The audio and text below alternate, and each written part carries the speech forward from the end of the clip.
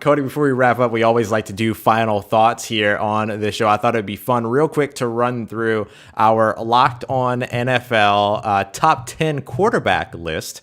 This hasn't been published yet, but we'll be able to talk about it a little bit, give folks a bit of a sneak peek. So let's run through this list. You want to go from 10 to 1 real quick?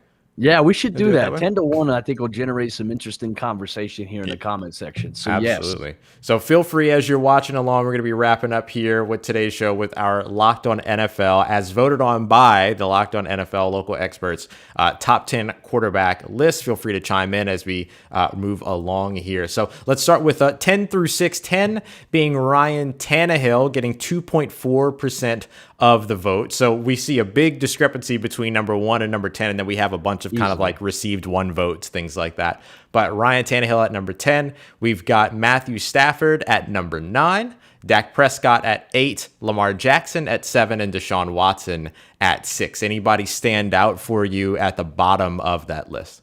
I mean, I would say a little interesting at Stafford's there at 9. Just a little interesting, when you talk about he and Kirk Cousins. I mean, even though I crap on Kirk Cousins a lot, that's an interesting one. And we'll see. I mean, obviously with the change in offensive scheme, he's going to be hanging out with his buddy McVay, but I don't know. That's interesting. Yeah, that was probably the interesting one that stood out to me.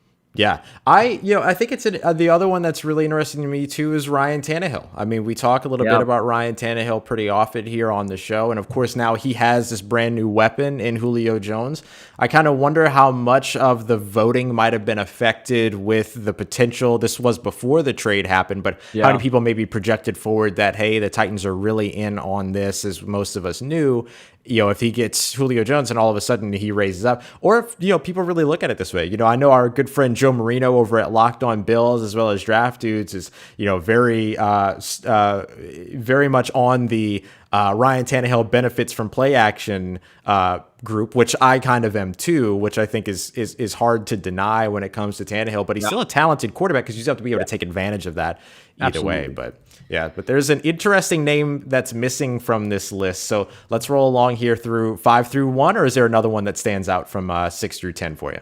Well, obviously taking a look at the Deshaun Watson situation, his football he played last year was impeccable from that positional standpoint, but obviously there's going to be a little bit of a placehold on maybe his thoughts or projections in 2021. I don't think he's going to play. I think he'll be on the commissioner's exemption list, but obviously that whole situation has to sort out. But, I really think 5 through 1 is actually, I think, pretty accurate at this point in time.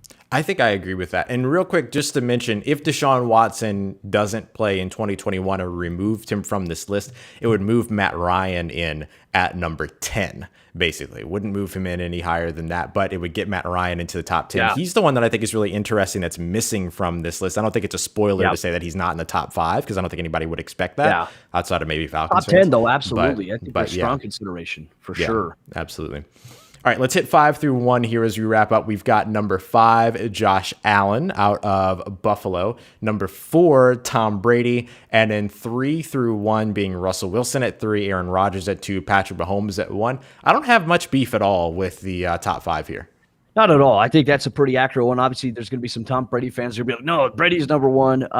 Look, what Brady did last year was very impressive, going to a new team first year, taking them, to a Super Bowl and winning it. Absolutely nothing there. Josh Allen's rise was really incredible. I think, if he can maintain that, he'll probably stay in that top 5 category. Russell Wilson was playing some damn good football last year, so I can't discount where he's at. 3, Aaron Rodgers, obviously MVP season. I mean, I think between he and Patrick Mahomes, I mean, it could be a coin flip between those two. They're probably the top 2 best quarterbacks in the NFL, and maybe both of them will be in the AFC West.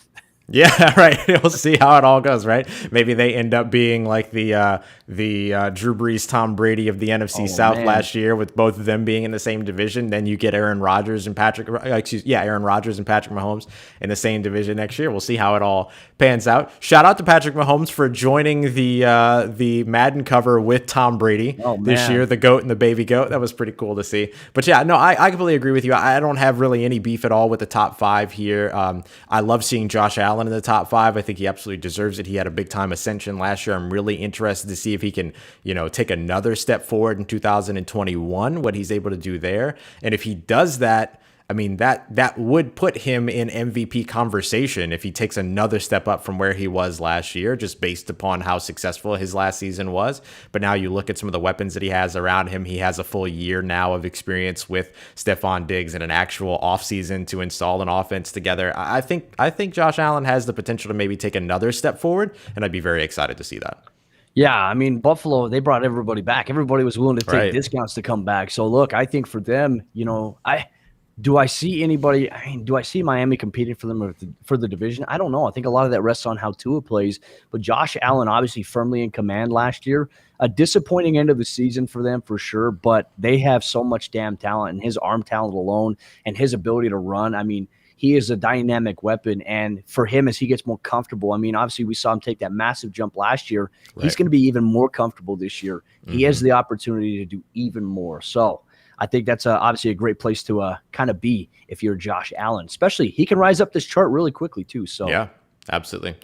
Some of the other quarterbacks that got votes, Justin Herbert, the offensive rookie of the year last year, Kyler Murray, who is, of course, the Cardinals, guys that we were just talking with. Matt Ryan, as we mentioned, was just outside of the top 10 if Deshaun Watson isn't on this list or if Aaron Rodgers isn't on this list. Both, if one or the other ends up not playing in 2021 for whatever reason, then Matt Ryan would move up into that. Ben Roethlisberger got some votes. Ryan Fitzpatrick got some votes. And interestingly, we did see Kirk Cousins and Carson Wentz both getting votes as well, but both of them pretty far toward the bottom there. So not really a lot of consideration. How the hell is Ryan Fitzpatrick above Kirk Cousins?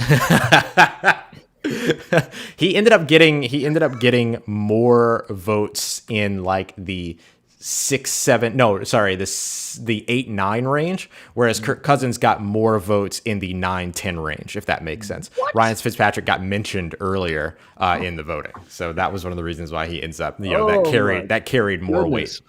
Yeah, I was going to say, even like a surprise in my opinion, Baker Mayfield, I'm surprised he's not maybe in consideration for the top 10. I think what he did last season, he's got top 10 quarterback traits, and he played like a top 10 quarterback last season. So can he build on that? I know this is another big year, but I think having consistency at OC, I think with Stefanski coming back is going to be great. He did a really great job of transforming that offense and also helping Baker Mayfield elevate. So I don't know. Keep an eye on Baker Mayfield once we do this list maybe in 2022.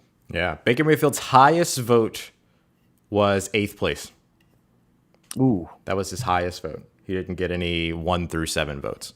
So interesting, for sure. I mean, and all this voting too, ladies and gentlemen, like Ross mentioned, was conducted by the Locked On NFL staff. All of us collectively around the 32 teams that we cover, plus the additional other podcasts like the Peacock and Williamson Show. You can get on your favorite podcasting platform as well. So.